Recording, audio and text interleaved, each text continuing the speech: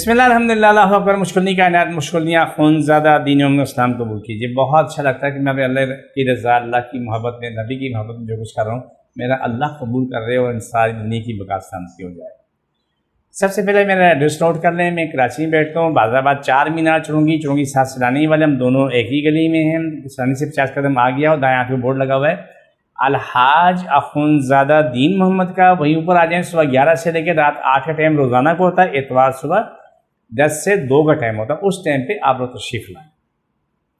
आज के प्रोग्राम में जो खातून मुझे कॉल की थी, बोला जी आपने जो प्रोग्राम किया है, जो यूट्रस की जो बीमारियाँ हैं उसके बारे में जो डिटेल आपने हमें दी है, तो वो कुछ बातें समझ नहीं। देखिए मैं छोटी सी अर्ज़ कर रहा हूँ, आप मेरी पिछली वीडियो को 2-4 मरतबा देख लें। एक दफ़ा ना देखें, 2-4 मरतबा देखें।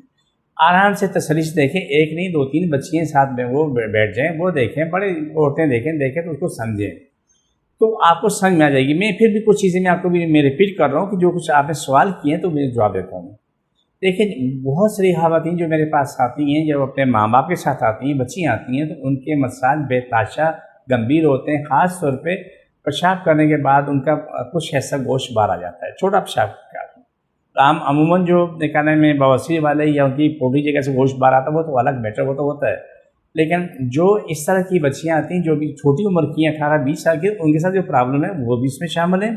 और जो उम्र ज़्यादा उम्र के होते हैं वो भी शामिल है। बच्चेदानी बात आना शुरू हो जाती है, तो उसके लिए मैंने आसान बात बताई थी कि आप नीम के पत्ते पकाएं, पका करके उससे पत्ते निकाल के पानी क्या नाम है कप में डाल दें, उससे ठंडा यख कर लें। 2 चुटकी 3 चुटकी उसमें गंधक डाल लें और फिटरी डाल दें। उसमें डाल के 10-20 मिनट तक आप कप में बैठें, टांगे अपनी बाहर रखें, अपना पूरा पेट उसमें रखें, मगा भर भर के पेट में डालते रहें, मतलूबा हिस्से को धोते रहें।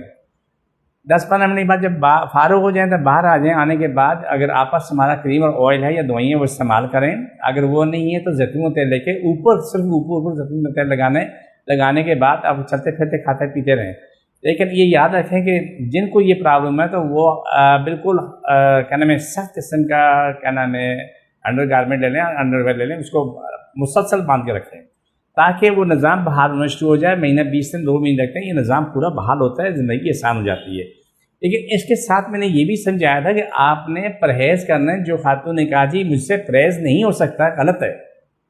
आलू, चावल, बड़ा गोश्त, दालें, नींबू, इमली अचार, कोल्ड ड्रिंक, आइसक्रीम ये बिल्कुल बंद रखनी पड़ेगी। 2 महीने लगते हैं या 6 महीने लगते हैं। आप अपनी ज़िंदगी को देखें, अपने मुँह के मज़े को मत देखें। आप ये देखिए कि तुम्हें ज़िंदगी मिल रही है, तुम आसानी पैदा हो रही है, वो काम अच्छा है। बजाय ये कि हम जो भी खाते हैं 2-4 घंटे पर जाके तो हर शख्स ने फारग होना होता है, चाहे कोई भी हो, आप हो मैं कोई भी हो, तो उससे जाके तो फारग होना होता है। वो चीज़ काम की नहीं, काम की चीज़ है आपकी ज़िंदगी और आपकी सेहत काम की है।